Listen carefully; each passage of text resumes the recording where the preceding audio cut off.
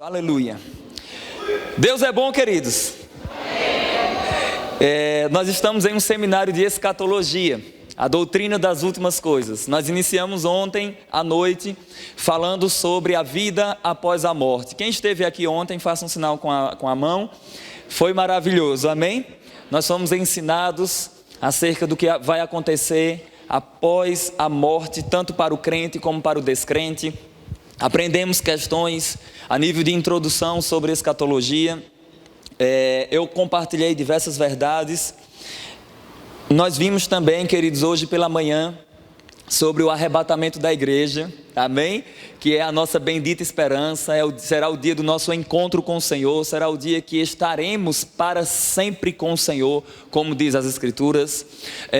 Nós vimos que no dia do arrebatamento, os mortos em Cristo ressuscitarão primeiro, e os vivos que pertencem a Cristo terão seus corpos transformados, e juntos seremos arrebatados para o encontro do Senhor nos ares.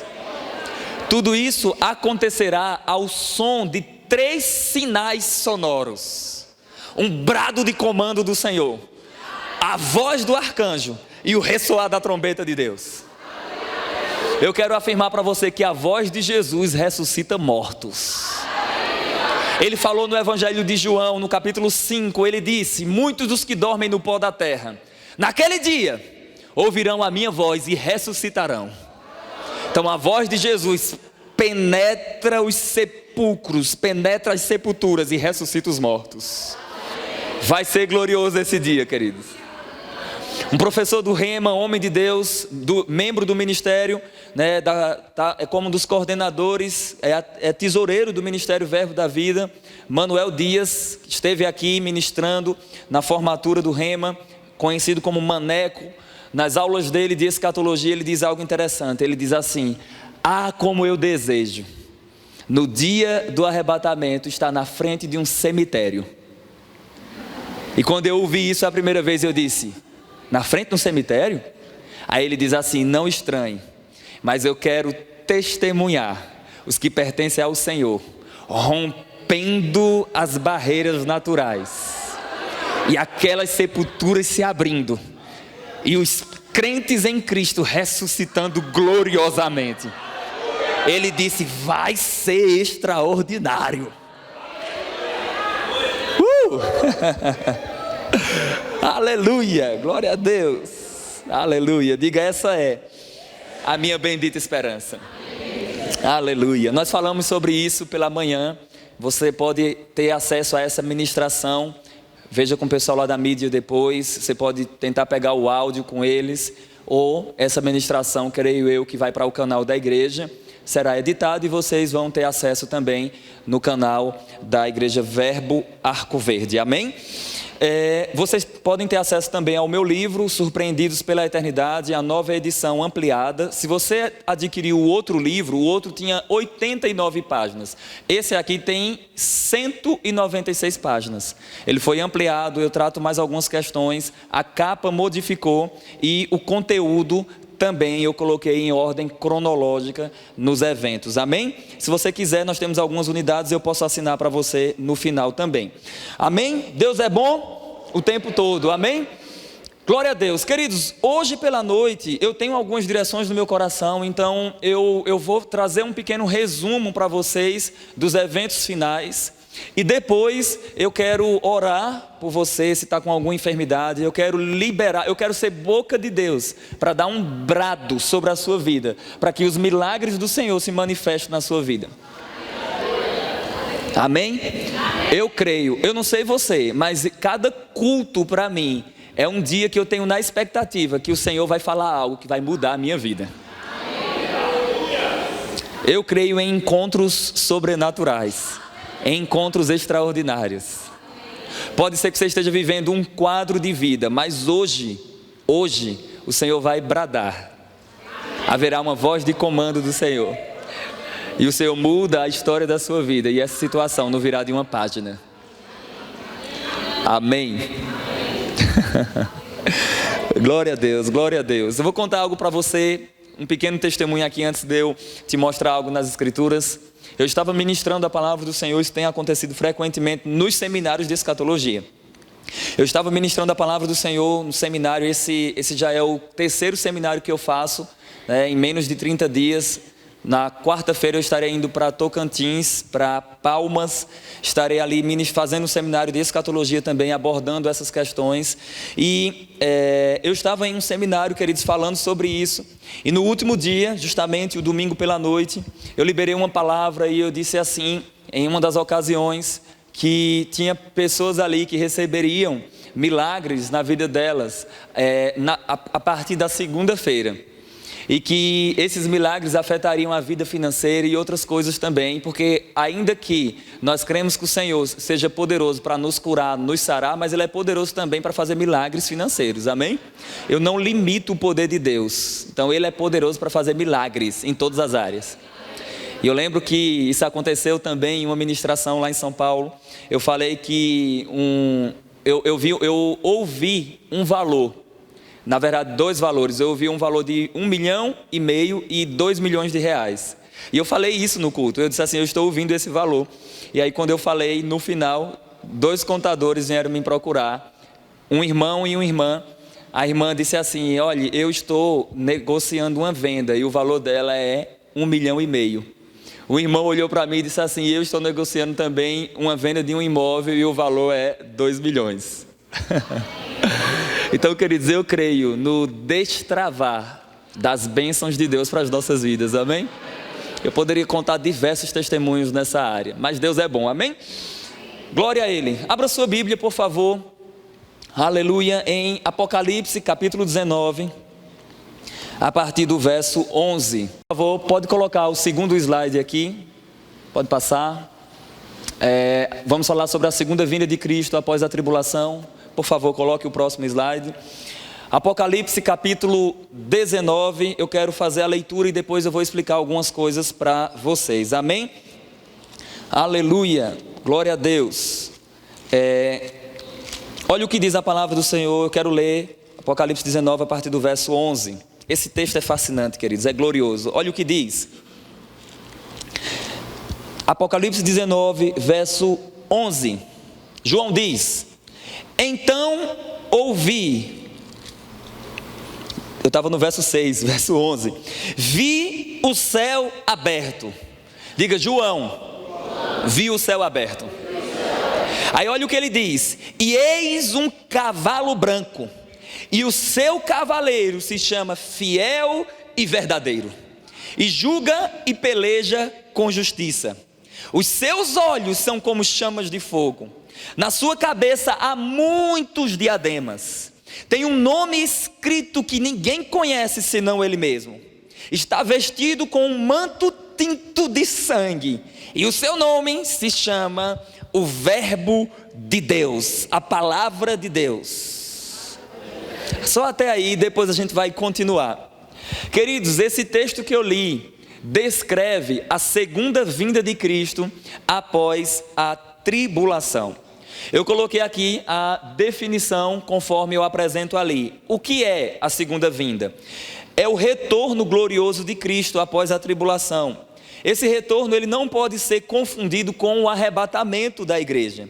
No arrebatamento, Cristo tirará a igreja da terra, antes de iniciar-se o período de ira que há de vir sobre os que estão em trevas. Já a segunda vinda após a tribulação refere-se ao momento em que o Senhor retornará à terra juntamente com a sua igreja e seus anjos, para fazer justiça em favor de Israel e implantar o aspecto terrestre e literal do seu reino. Eu não acredito, queridos, em 3 vindas do Senhor, mas em uma segunda vinda em 2 fases, sendo a primeira o arrebatamento e a segunda fase da segunda vinda sendo o retorno de Jesus com a igreja, amém? Glória a Deus. Então, nós aqui eu acabei de passar para você a definição do que é a segunda vinda do Senhor Jesus Cristo. Mas antes, claro, não terei tempo de expor tudo isso, mas eu quero fazer algumas citações, eu quero mostrar algo para vocês. O cenário que essa segunda vinda estará acontecendo, eu quero pontuar algumas verdades e comunicar isso para vocês. Vamos lá. Haverá o arrebatamento da igreja, sabemos, antes da tribulação. Os crentes serão retirados daqui da terra para o encontro do Senhor. Quem morreu crente vai ressuscitar. A alma e o espírito já estão com o Senhor, mas a ressurreição do corpo ainda aguarda. Eles vão ressuscitar no dia do arrebatamento. Eles vão receber corpos gloriosos. Nós estaremos com o Senhor. Nós passaremos pelo tribunal de Cristo. Seremos julgados e recompensados ou não por aquilo que estamos fazendo na obra do Senhor. Fazendo um pequeno comentário acerca disso, eu gosto de dizer que tem crente dentro da igreja que não receberá nenhum galardão, porque ele não trabalha para o Senhor. E eu quero dizer que trabalhar para o Senhor não está restrito à igreja. É também na igreja, mas você pode trabalhar para o Senhor fora da igreja, como um trabalho de evangelismo. Amém? Você pode ser alguém que financia os missionários, que financia os mestres, os pastores. Você pode ser alguém que com o seu dinheiro você investe na obra do Senhor. Eu estava em São Paulo agora, na igreja, no Verbo da Vida de Pinheiros, e uma coisa me chamou a atenção, que lá na igreja tem um grupo de pessoas que, além dos seus dízimos, das suas ofertas, esses empresários decidiram voluntariamente ofertar na igreja local para que a obra do Senhor crescesse mais e mais. E começou com poucas pessoas, e hoje eles são mais de 50 pessoas que ofertam um valor fixo, e acima desse valor até, para a obra do Senhor. Eu quero dizer para você, queridos, que tudo aquilo que a gente faz para o crescimento da obra do Senhor é digno de galardão. Se você é um facilitador dessa obra, se você é um facilitador daquilo que Deus está fazendo, com certeza o Senhor há de te recompensar. Amém? Glória a Ele por isso. Uma vez uma pessoa conversando comigo acerca de dízimo e de ofertas, e sempre há essa discussão sobre dízimo e oferta, e eu gosto de dizer assim, olha, para mim o debate não é a questão do dízimo e de oferta, se pode, se não pode, se é da lei, se é da graça. O que eu estou falando e o que eu quero estar envolvido é naquilo que Deus está fazendo. Se eu posso investir o meu dinheiro para aquilo que Deus está fazendo, então eu faço parte. Isso quer dizer que eu posso ser um investidor da obra de Deus, amém? Porque eu sei que Ele está alcançando pessoas. Pode ser que eu esteja investindo no início de uma obra em um outro país que vai alcançar familiares meus, que vai alcançar familiares seus. Então nós podemos sim ser participantes naquilo que Deus está fazendo, amém? Glória a Deus. Então, queridos, quando acontecer esse tribunal de Cristo, seremos recompensados, galardoados e estaremos com o Senhor desfrutando dessas questões. A Bíblia fala também que haverá as bodas do Cordeiro, que está associado ao nosso casamento com o Senhor. Haverá uma cerimônia de casamento, amém? Diz a Bíblia fala sobre essas verdades, queridos. Nós, como a noiva do Senhor, nós nos encontraremos com Ele, e Ele cumprirá a palavra que Ele prometeu, de nos levar para a casa do Pai. Ele disse, olha, eu vou preparar lugar, e eu virei outra vez e receberei vocês para mim, para que onde eu estou estejais vós também. Então nós temos um casamento agendado, amém? Iremos nos casar com o Rei da Glória, com o Senhor Jesus, aleluia. Depois, queridos, aqui na terra, nesse contexto, em um momento que um líder político e militar, com o apoio das forças religiosas, ele fará uma aliança com Israel e as nações. A partir do momento que essa aliança for feita, essa aliança dará início aos 7 anos tribulacionais. Muitas pessoas pensam que a tribulação será 3 anos e meio de paz e 3 anos e meio de grande tribulação. Não, não é isso. A Bíblia fala que será 3 anos e meio de aparente paz. Diga aparente. Sabe por que isso? Porque a maior estratégia do anticristo não será a força, será um engano. Assim como ele fez, assim como Satanás fez desde o Éden, ele não usou a força para que Eva e Adão desobedecessem, ele usou o engano. Então a maior estratégia de Satanás, do anticristo e do falso profeta será o engano. E como você consegue convencer pessoas? Usando os 3 pilares de toda a sociedade: as forças militares, as forças políticas e as forças religiosas. Toda sociedade repousa exclusivamente sobre esses 3 poderes. É assim ou não? Então, você percebe que por causa de política, pessoas brigam, pessoas matam, destroem amizades. Você sabe que por causa de religião, o islamismo está aí, destruindo e matando muitas pessoas. Dentro da igreja cristã, na história do cristianismo, queridos, nós temos diversos relatos de evangélicos, de uma maneira preconceituosa contra católicos, apedrejando católicos, matando católicos. Nós temos também casos de católicos que perseguiram a igreja evangélica, que mataram crentes, que muitos crentes foram martirizados pela própria igreja católica e o contrário também pela igreja evangélica.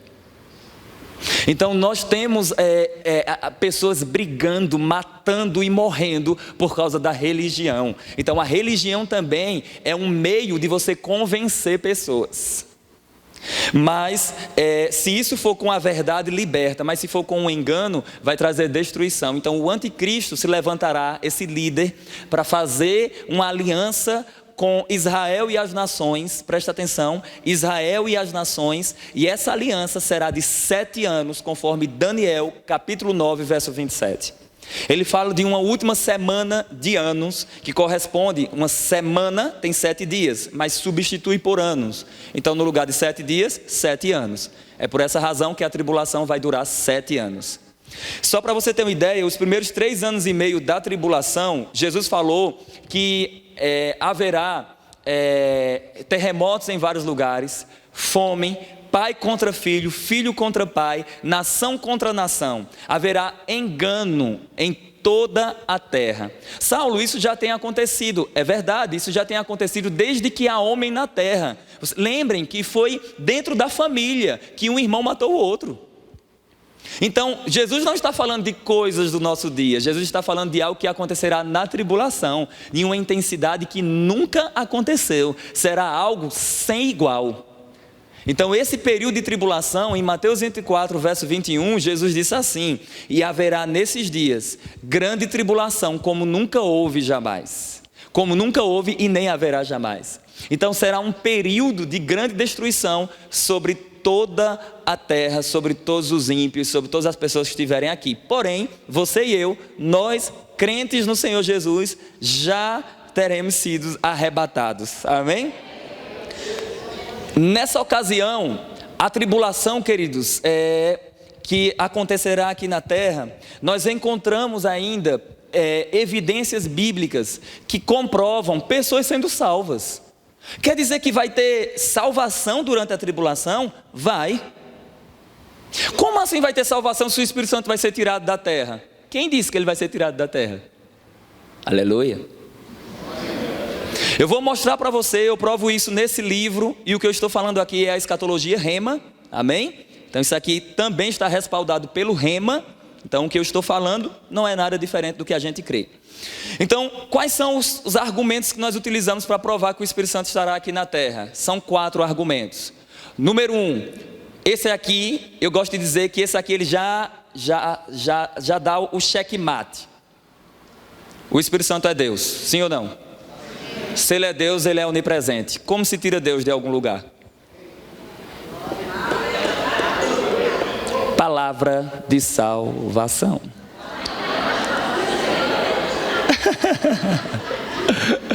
Ah, Jesus. Então vamos lá. Se ele é Deus, ele é onipresente, ele está em todos os lugares. O rei Davi disse assim: como eu me esconderei da face do teu espírito? Se eu colocar a minha cama no mais profundo abismo, lá tu estás. No mais altos céus, lá tu estás. Como me esconderei da face do Senhor? Então o Espírito Santo não pode ser tirado de nenhum lugar, porque ele ocupa todos os lugares. Tem um mestre no nosso ministério chamado Marcos Honório Júnior, que ele diz assim: se tirar Deus de algum lugar, ele se encontra com ele mesmo. Vai pensando aí, vai pensando. Então, no primeiro argumento ele é Deus, então ele estará assim aqui na terra. O segundo argumento é que durante a tribulação haverá salvação. Eu quero que você me diga se alguém pode ser salvo sem aquele que convença do pecado, da justiça e do juízo.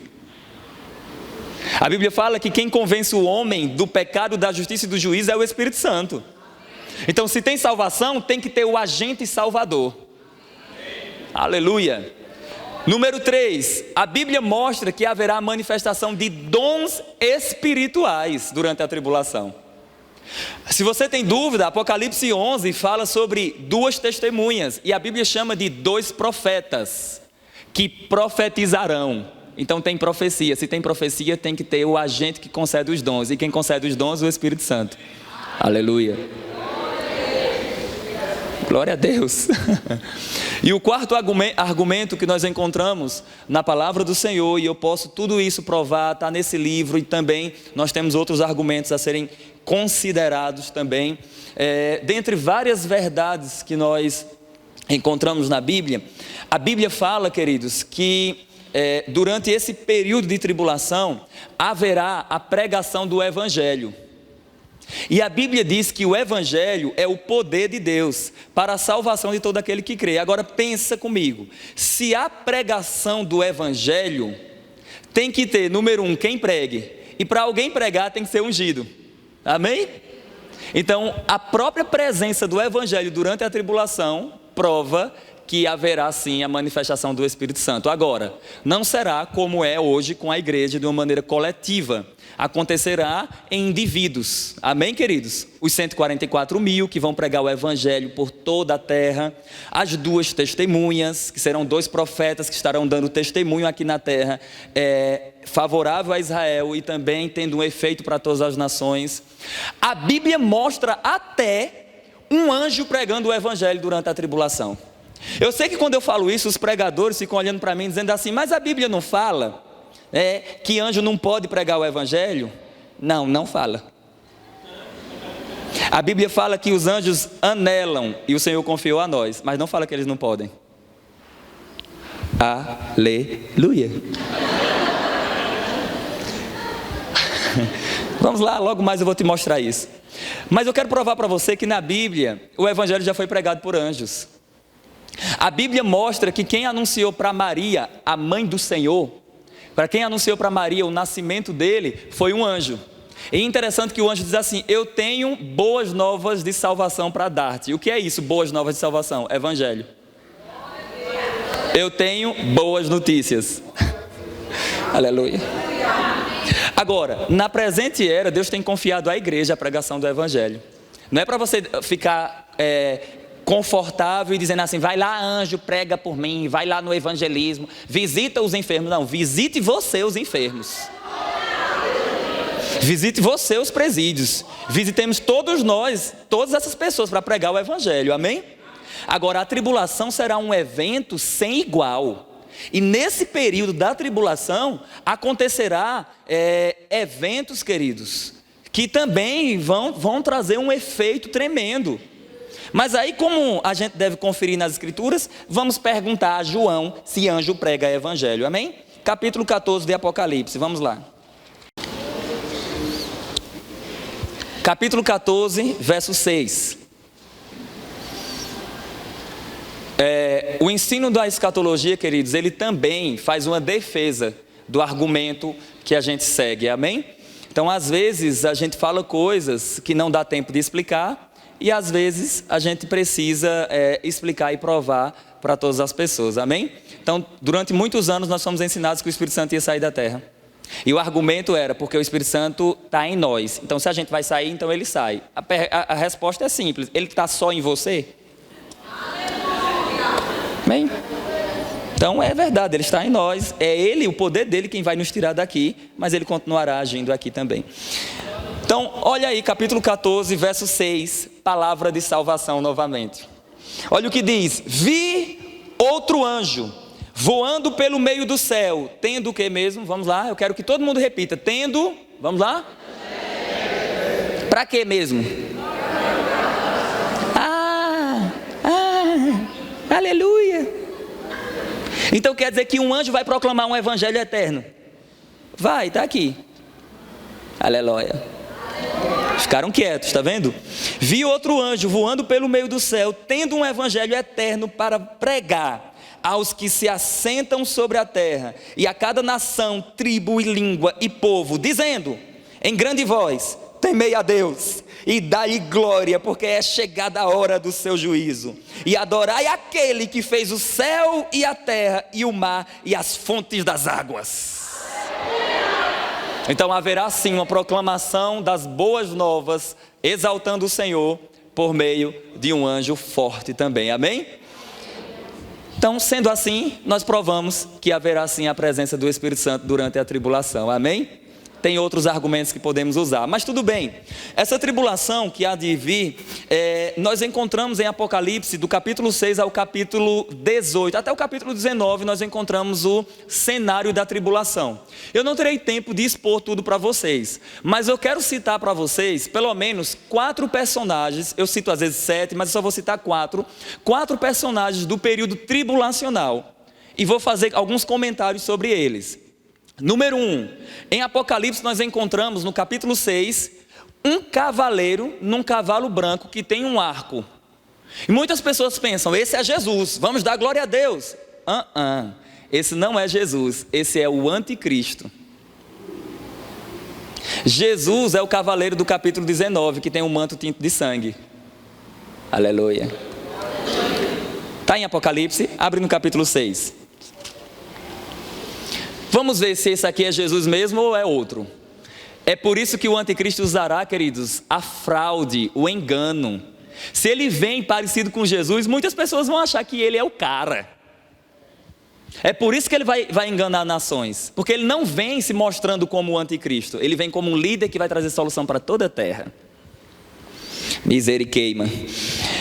Capítulo 6, verso 1. Vi quando o cordeiro abriu um dos 7 selos. Pergunta, quem é o cordeiro? Diga, Jesus. Então Jesus está abrindo os selos, amém? Vi quando o cordeiro abriu um dos 7 selos, e ouvi um dos 4 seres viventes dizendo como que fosse voz de trovão, vem. Vi, e então eis um cavalo branco. Está vendo que esse não pode ser Jesus? Porque Jesus está abrindo os selos. Amém? Aí ele diz, então vi um cavalo branco e o seu cavaleiro com um arco, e foi-lhe dado uma coroa, autoridade para reinar, e ele saiu vencendo para vencer. Ele saiu como um glorioso, como alguém que vai vencer. Mas olha os outros cavaleiros que ele vai trazer com ele. Continua o verso 3. Quando abriu o segundo selo, ouvi o segundo ser vivente dizendo, vem, e saiu outro cavalo vermelho, e o seu cavaleiro foi-lhe dado tirar paz da terra, por isso que é aparente paz. O primeiro é um cavaleiro num cavalo branco, aparente paz. O segundo já tira a paz da terra. Ok? Então o início da tribulação já vai ser terrível, não vai ser esse negócio de ser bonzinho não, já vai ser ruim. Olha o que diz, para que os homens se matassem uns aos outros, e também lhe foi dada uma grande espada. Fazendo um pequeno comentário aqui, tem pessoas que falam que durante a tribulação os homens não vão morrer? Mas Saulo, a minha vida toda eu aprendi que na tribulação os homens vão buscar a morte e a morte fugirá deles. Mas aqui está dizendo, olha que coisa linda, aleluia. Aqui está dizendo que os homens vão se matar. Os homens vão matar uns aos outros por meio dessa espada, por meio dessa morte, por meio dessa destruição. Então já vai ter morte sim durante a tribulação, e eu poderia te mostrar aqui diversos textos. Quer mais um texto que prova morte durante a tribulação? Olha comigo aí, por favor, o capítulo 7. Capítulo 7. Eu vou te mostrar morte e vou te mostrar também salvação durante a tribulação, só nessa leitura aqui. Capítulo 7, por favor, verso 11. Verso 9, queridos, capítulo 7, verso 9. Depois destas coisas vi, e eis grande multidão, que ninguém podia enumerar, de todas as nações, tribos, povos, línguas, em pé diante do trono e do Cordeiro, vestidos de vestiduras brancas, com palmas nas mãos, e clamavam em grande voz, dizendo, ao nosso Deus, que se assenta no trono, e ao Cordeiro pertence a salvação. Todos os anjos estavam em pé, rodeando o trono, e os anciãos, e os 4 seres viventes, diante do trono, e prostraram-se sobre o seu rosto, e adoraram a Deus, dizendo, amém, o louvor, e a glória, e a sabedoria, e as ações de graças, e honra, e poder, e força, sejam ao nosso Deus, pelos séculos dos séculos, amém. Aí olha o 13. Um dos anciãos tomou a palavra dizendo, estes que se vestem de vestiduras brancas, quem são? E de onde vieram? Respondi-lhe: meu senhor, tu sabes. Ele então me disse: são estes os que vêm da grande tribulação, que lavaram as suas vestiduras e as almejaram no sangue do Cordeiro. Então, aqui já prova pessoas na tribulação que foram salvas e foram mortas. Aleluia. E interessante que aqui já vai quebrar diversas teorias erradas. Pessoas falam que durante a tribulação o Espírito Santo ia sair da terra e a salvação seria pelas obras, mas aqui está dizendo que é pelo sangue de Cristo. Aleluia. Só a salvação exclusivamente em Jesus. E no Antigo Testamento, se Jesus não tinha vindo, ele não tinha encarnado, mas ele já existia, porque ele é Deus. A partir da queda de Adão foi feita uma promessa: o descendente da mulher virá. Então todos do Antigo Testamento que acreditavam nessa promessa estavam apontando para Jesus. De maneira que a salvação repousa exclusivamente em Jesus. Paulo disse, escrevendo aos Gálatas, que pela lei e pelas obras da lei ninguém será justificado. Então não há salvação por obras em nenhum momento na história. A salvação é exclusivamente em Cristo. Eles foram salvos crendo na promessa do Messias que viria. Nós fomos salvos crendo naquilo que ele já fez. De maneira que Jesus é o centro da salvação. Não há salvação por mérito nosso, não há salvação por mérito humano. A salvação é só em Cristo e por meio de Cristo, pela graça de Deus. Aleluia. Aleluia, glória a Deus. Tudo bem, eu teria muito a falar sobre isso, mas não tenho tempo. Vamos avançar. Aqui em Apocalipse, se você continuar fazendo a leitura, você vai ver os outros cavaleiros. Eu não terei tempo de expor isso. Os outros cavaleiros, eles vão trazer fome, eles vão trazer morte, eles vão trazer destruição. E você continua a leitura no capítulo 6, você vai ver que os outros 3 cavaleiros trazem destruição. Logo, esse cavaleiro aqui do capítulo 6, no verso 1, não é Jesus, é o anticristo, justamente trazendo engano. Jesus alertou sobre isso em Mateus 24. Ele disse: muitos dirão: ei, o Cristo ali, o Cristo está acolá. Aí ele diz: de modo nenhum acreditareis. Ok? Então virá assim essa pessoa como se fosse um líder que vai trazer solução para todas as coisas. Então o primeiro personagem, o anticristo da tribulação. O segundo personagem está em Apocalipse capítulo 13. Eu não terei tempo de apresentar isso para você. Será o falso profeta. Quem será um falso profeta? Será um líder de um sistema religioso. Haverá uma falsa religião durante a tribulação. Qual é essa falsa religião? Não sabemos. Não sabemos. Muitas pessoas querem atribuir à igreja católica, querem atribuir ao islamismo, querem falar de tudo. A maioria dos cristãos atribuem à igreja católica, mas geralmente isso é um preconceito contra católico. Deixa eu só dizer uma coisa para você. Muitas pessoas falam assim: eu ganhei fulano e ele é católico e ele ainda vai para a igreja católica. E lá ainda existem alguns rituais, a pessoa faz veneração ainda, tem isso e aquilo outro. Então essa pessoa não está salva. Pois é, e você que está dentro da igreja evangélica, que adora seu carro, que adora seu filhinho, que adora seu pastor, que adora seu dinheiro, que adora seu iPad, qual a sua diferença dessa pessoa que você está criticando? Então nem todos que estão aqui são genuinamente salvos.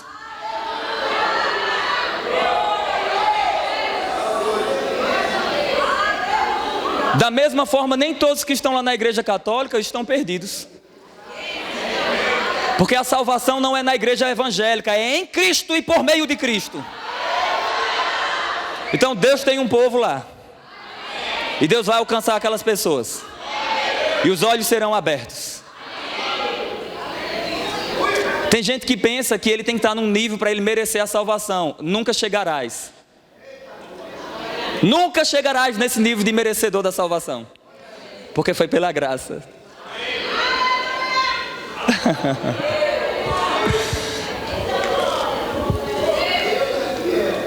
Não, mas fulano se converteu, mas ele falou uma mentira semana passada.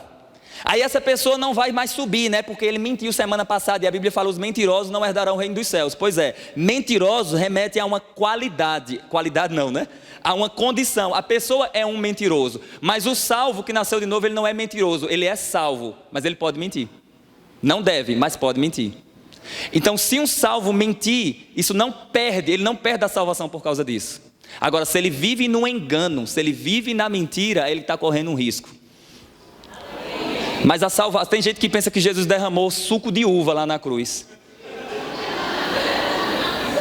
Tem gente que pensa que o sangue de Jesus é assim: purificou, está sujo, limpou, está sujo. Não, queridos, foi o sangue de Deus homem, foi o sangue do Emanuel, foi o sangue dele, queridos.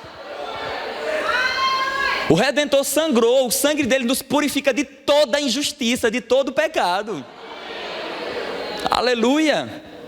Se eu fosse usar o critério de perfeição, ninguém aqui seria arrebatado, nem este vaso magro que vos fala. Posso dar um exemplo aqui? Eu provo para você, biblicamente, que ninguém aqui seria arrebatado se eu colocar o critério de perfeição que nós cobramos das pessoas. Paulo diz que tudo aquilo que não é feito em fé é pecado. Tem pessoas aqui no nosso meio que fez coisas essa semana e até hoje que não foi feito em fé. Então, segundo a Bíblia, você está em pecado.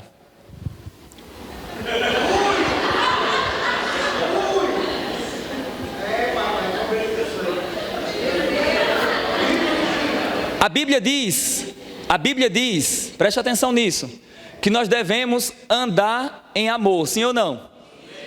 E não andar em amor é qualificado como pecado. Se você não anda em amor, você está andando na carne e você está pecando. Pergunta é simples: todo mundo que está nesse lugar está andando em amor? Muitas vezes nós estamos aí trigados dentro de pessoas aqui dentro da igreja. Muitas vezes estamos passando por pessoas aqui, estamos desconsiderando. Não estamos falando. Se fosse assim, querido, se fosse por mérito nosso, não ia subir ninguém. Mas é pela graça dele. Agora, queridos, isso não quer dizer que a gente deva viver uma vida de pecado, porque quem é salvo quer andar em amor. Quem é genuinamente salvo quer fazer o bem para o seu irmão. Diz a Bíblia que aquele que sabe fazer o bem e não faz, com isso peca. Tem gente aqui que sabe fazer o bem? Tem ou não? Mas não faz? Então, se eu aplico o critério bonitão e bonitona que você aplica para dizer que esse sobe e esse não sobe, então nem você subirá. Rimou, não foi? Quase que era Luciano subirá. Vamos lá. Então, queridos, haverá um período de tribulação na terra sem igual, mas Deus é misericordioso. Então, até durante a tribulação, pessoas ainda poderão ser salvas, poderão ser alcançadas. Amém? Aí, queridos, caminhando aqui para a gente avançar, a gente encontra um outro personagem. Tem um falso profeta, que será um líder religioso, que vai colocar a marca da besta. Só falando algo para você, em nenhum lugar da Bíblia fala que chip é a marca da besta. A Bíblia usa duas palavras gregas, a palavra marca, que quer dizer carigma, sinal, e a palavra sobre, marca sobre a mão direita ou sobre a testa, que quer dizer sinal visível, perceptível. O chip é colocado dentro, a marca é sobre. Então, no contexto que foi escrito, o texto bíblico, era aquilo que se fazia no escravo, era marcado. Como a gente faz, como a gente não, né? Algumas pessoas fazem nos animais. Marca. Então, a marca da besta acontecerá nesse contexto, só que ela será apenas aos adoradores da besta. Você adora o Cristo e não a besta. A besta é um besta. Vamos caminhar. Haverá também um outro personagem na tribulação, que tem uma evidência muito forte também, que eu denomino de o dragão. Está lá na Bíblia também, que a Bíblia chama de antiga serpente, Satanás. Então aí, se a gente somar isso, a gente tem a trindade do mal. Os teólogos chamam de trindade satânica. Você tem o anticristo, o falso profeta e o dragão, que é Satanás. Então tudo isso é uma imitação do nosso Deus. Nosso Deus é um Deus único, porém trino. Então tudo isso é uma imitação. A maior estratégia do anticristo será o engano.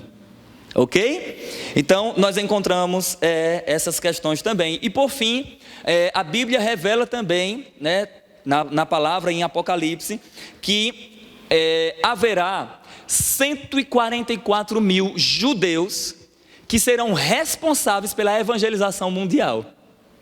Durante muito tempo nós ouvimos que 144 mil seria o grupo de pessoas que seriam salvas. Mas Biblicamente já é anulado isso, porque a Bíblia mostra que a salvação será, a quantidade de pessoas salvas será como a areia do mar, inumerável. Uma multidão de todas as tribos, línguas, povos e nações. Amém? Então quem são esses 144 mil? Apocalipse 7 mostra que são 12 mil de cada uma das 12 tribos dos filhos de Israel. Então não é para você igreja, refere-se a judeus, que serão selados pelo Senhor para pregarem a palavra do Senhor aqui na tribulação. É por essa razão que Jesus falou: e quando o evangelho for pregado em testemunha a todos os povos, então virá o fim. Aleluia! Amém? É por essa razão que Jesus falou isso. Vamos caminhar para a gente avançar. Dentro desse contexto, queridos, da tribulação e todas essas questões, haverá um grupo de pessoas, os fiéis, aqueles que se converterem durante a tribulação, mas de especial a nação de Israel, porque Deus tem uma aliança com eles. Por isso que eu sou contra toda pessoa que é contra Israel. Então eu sou favorável à nação de Israel, amém, queridos? Se você ora pela paz de Israel, você é abençoado. Você deve orar pelaquela nação, porque Deus tem algo com eles. Se eu só dizer algo para vocês: Jesus veio dos judeus, Jesus era judeu. Então tem gente que é contra Israel. Não, eu não sou contra Israel. Só o fato da nação de Israel estar preservada e existindo até hoje, isso é um sinal de que Deus tem algo com eles. Olha, se você consulta a história, houve uma guerra chamada a Guerra dos 6 Dias, que várias nações vieram para pelejar contra Israel. Israel tinha um pouco exército, poucos soldados, e várias nações do norte da África, do sul da África, Egito, todos vieram para pelejar contra Israel. E quando eles estavam vindo para pelejar contra Israel, alguns soldados testemunham que viram uma multidão inumerável defendendo Israel com vestes brancas, e ninguém conseguia destruir aquele povo. Israel, quer dizer, é do tamanho de um estado nosso. É um país pequeno. Israel está hoje preservado. Isso mostra que Deus tem algo com eles. Jesus falou em Mateus 24, 23, verso 39, 37 ao 39, Jerusalém, Jerusalém, que mata os profetas e apedreja os que te são enviados. Quantas vezes eu quis reunir vocês como a galinha reúne os seus pintinhos debaixo das asas, e vocês não quiseram. Declaro-vos, pois, que a vossa casa ficará deserta, e não me vereis mais, até que venhais a dizer: Baruch Rabá Bishem Adonai. Bendito o que vem em nome do Senhor. Isso quer dizer que há um futuro para Israel. Israel vai passar pelo período tribulacional, mas diz a Bíblia: Israel me clamará. E quando Israel estiver cercado de exército em um lugar chamado Vale do Armagedon. Já ouviu falar na Batalha do Armagedon? É um vale, é uma planície, Meguido. Israel estará lá. É um lugar que até hoje ninguém consegue construir lá. Por que será? Ninguém consegue. Napoleão, passando por essa região, ele viu o Vale do Armagedon e ele disse assim: um lugar ideal para uma batalha. Pois é, vai ser nesse lugar que as nações lideradas pelo anticristo virão para pelejar contra Israel. Por quê? Porque Israel vai ver o anticristo se assentar no templo de Deus e exigir adoração, e eles não vão aceitar. Muitos vão cair, lógico, mas uma parte de Israel será preservada, o remanescente fiel. Eles não vão aceitar, logo eles serão perseguidos pelo anticristo. Quando o anticristo juntar as nações, quando vierem de todas as regiões, a Bíblia fala, queridos, em um grupo de exércitos que vem de uma região de 200 milhões de soldados. Quando esses soldados vierem, quando todos vierem para pelejar contra Israel, para varrer Israel do mapa, quando Israel estiver cercado de exército, que olhar ao seu redor, só tem soldados inimigos. Quando eles olham para baixo, terra, não tem saída. Mas quando eles olham para cima, aí o leão vitorioso chegará com os exércitos celestiais. Jesus Cristo virá com a sua espada afiada de 2 fios. Israel vai clamar: bendito é o que vem em nome do Senhor. Diz a Bíblia, queridos, que os céus se rasgam e uma multidão sentado em cavalos brancos, juntamente com o Rei da Glória, juntamente com o Senhor Jesus. Meu Deus! Olha, tem crente que pensa, olha para o teto da igreja, olha para o teto.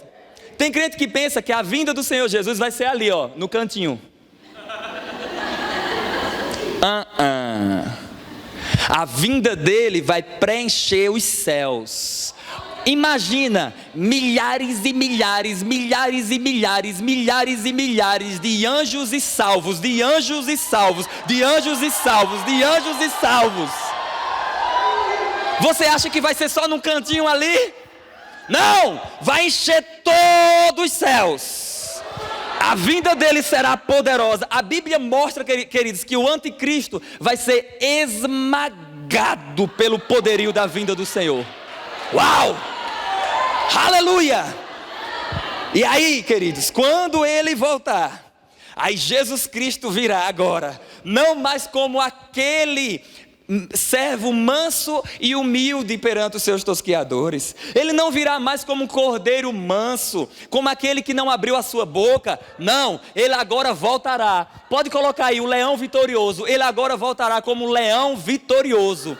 Ele virá agora, queridos, como rei de toda a terra. Ele virá como juiz de toda a terra. E será a maior campanha de armamento da história. Porque Jesus voltará armado. E a arma dele será a sua palavra poderosa. Olha aí Apocalipse 19, vai comigo para lá. Diga, Deus é bom. Pessoal do louvor, venham, eu estou finalizando. Aleluia, aleluia. Capítulo 19, verso 14 ao 16. Meu Jesus Cristo. Podem começar a tocar algo aí. Olha o que diz. E seguiam-no os exércitos que há no céu, montados em cavalos brancos. Na minha Bíblia tem uma setinha e o nome, Saulo. Por quê? Exércitos, eu faço parte desse exército. Desculpa se você é contra militar, mas todos seremos militares. Amém? Ah, Jesus! E seguiam no céu os exércitos que há, e seguiam os exércitos que há no céu, montado em cavalos brancos, com vestiduras de linho finíssimo, branco e puro, e saía da sua boca uma espada afiada para com ela ferir as nações. E ele mesmo as regerá com cetro de ferro, e pessoalmente pisa o lagar do vinho do furor da ira do Deus Todo-Poderoso. 16. Tem no seu manto e na sua coxa um nome escrito: Rei dos Reis e Senhor dos Senhores. Maranata! Vem Jesus! Vem Jesus! Vem Jesus!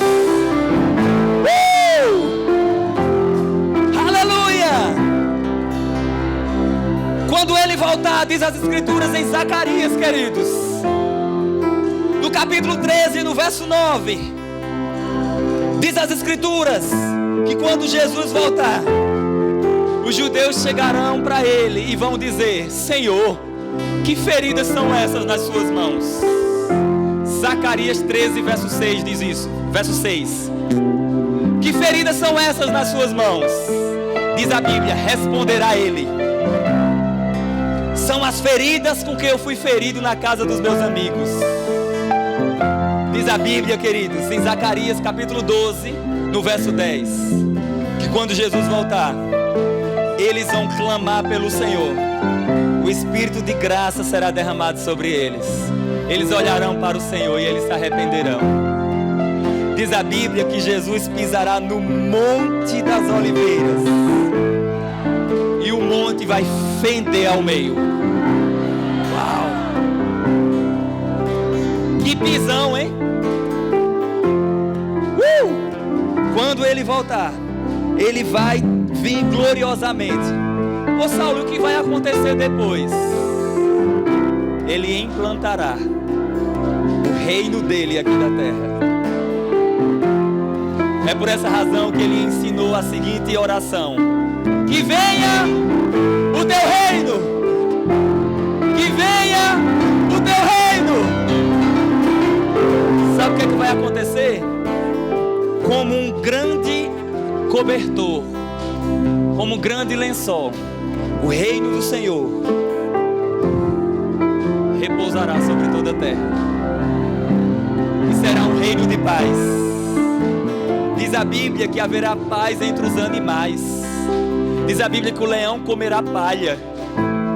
Quer dizer que vai ter animal no reino milenar? Vai! A redenção alcança até os animais. Como assim? Quer dizer que há salvação para os animais? Não. Isso quer dizer que durante o reino milenar não haverá morte de animais. O animal não vai matar um ao outro, o animal vai comer palha. Diz a Bíblia que o lobo habitará com o cordeiro. Diz a Bíblia que a criança de peito brincará com a cobra. Você deixa seu filho brincar com uma cobra hoje? Mas no reino milenar, até a maldade por causa do pecado que existia nos animais será retirada. Ah, como eu anseio por esse governo. Vai ser o fim dos governos corruptos. Eu quero dizer para você, minha esperança não está em Jair Bolsonaro. Minha esperança não está em Luiz Inácio Lula da Silva. Minha esperança não está em Dilma Rousseff. Minha esperança não está em nenhum presidente do Brasil. Minha esperança está em Jesus Cristo, o Rei da Glória, o Senhor dos Senhores. Ele implantará o seu governo aqui na terra. E o governo dele não será corrupto. O governo dele será um governo de paz, de alegria. Não haverá faltas no governo dele. Aleluia! Aleluia! Fica de pé, irmão. Será um reino de justiça, um reino de glória. Nós ansiamos por esse dia. Nós desejamos esse momento que o reino dele venha a ser implantado. Diga comigo, que venha o teu reino. Diga que venha o teu reino. Nós sairemos de uma democracia e nós participaremos de uma monarquia teocrática. Um Deus que é rei, um rei que é Deus, reinará sobre todos os povos. Eu quero falar algo para você, que depois do reino milenar haverá um juízo final. Mas depois diz a Bíblia que os céus e a terra que agora existem serão destruídos pelo fogo. E então o Senhor criará um novo céu e uma nova terra. E a nova Jerusalém, a nossa casa, a nossa cidade, descerá dos céus e pousará nesse novo universo.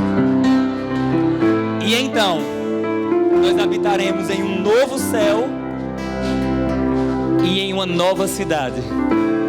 Diz a Bíblia que não precisaremos mais de luz de candeia, nem de sol, porque o Senhor brilhará sobre nós. Diz a Bíblia que nós serviremos ao Senhor, contemplaremos a sua face. Diz as Escrituras que não haverá mais choro, nem pranto, nem dor, porque as primeiras coisas passaram. Diz as Escrituras que nós reinaremos com o Senhor para sempre. Eu quero marcar um encontro com vocês. Eu quero ver você lá. Eu quero marcar um encontro com vocês na praça da cidade de Deus. Eu quero ser morador de rua nessa cidade. Eu quero conversar com você, pastor Lucas. Eu quero conversar com você, pastor Jackson. Eu quero conversar com você, Fernando. Eu quero estar lá na praça, no banquinho da cidade de Deus. Sabe o que é que diz as Escrituras? Que um rio sai do trono de Deus. E esse rio ele corta a cidade. E a cidade é de ouro. Aleluia! A árvore da vida estará lá. Nós estaremos lá morando em mansões celestiais. Nesse novo ambiente, nesse novo céu, nessa nova terra. Como dizia Santo Agostinho, será o fim sem fim. Oh, aleluia! Você que veio aqui essa noite e mesmo em um seminário de escatologia, você veio ouvir essa palavra. Eu quero dizer para você que se o Senhor é poderoso para pelejar contra os inimigos com a sua palavra, quanto mais para trazer a resposta que você precisa nessa noite. No nome de Jesus eu vou liberar algumas palavras aqui. No poderoso nome de Jesus, eu libero uma palavra de cura sobre o seu corpo agora. Receba a sua cura agora, no nome de Jesus. Eu libero uma palavra de prosperidade na sua vida. Eu declaro prosperidade no seu casamento, prosperidade no seu lar, prosperidade no seu filho, prosperidade na sua filha, prosperidade no seu trabalho, prosperidade nos seus negócios. Eu declaro uma prosperidade de Deus, uma bênção de Deus alcançando a sua vida. Eu declaro o rompimento de coisas extraordinárias vindo para vocês como uma grande inundação. Aleluia! O poder de Deus alcançando vocês. O poder de Deus alcançando vocês. Eu declaro telefonemas extraordinários. Eu declaro investidores. Eu declaro portas abertas. Eu declaro vendas extraordinárias. Eu declaro ofertas extraordinárias. Eu declaro portas abertas para o ministério. Eu declaro respostas de Deus para a sua vida. Em nome de Jesus, receba agora. Agora. Receba a manifestação do seu milagre. Agora, no nome de Jesus. Agora. Aleluia. Aleluia. Eu tenho que acabar. Mas vamos adorar o Senhor. Adore ao Senhor. Cante com o Senhor, ao Senhor.